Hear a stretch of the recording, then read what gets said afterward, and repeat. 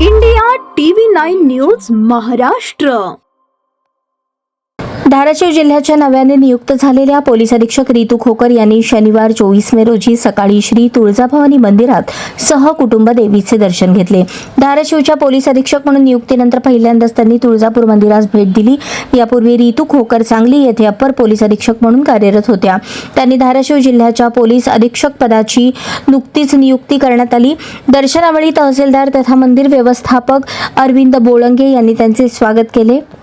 दर्शनानंतर मंदिर संस्थानच्या वतीने त्यांना श्री तुळजाभवानी मातेची प्रतिमा, कवड्यांची माळ व महावस्त्र प्रदान करून त्यांचा सत्कार करण्यात आला.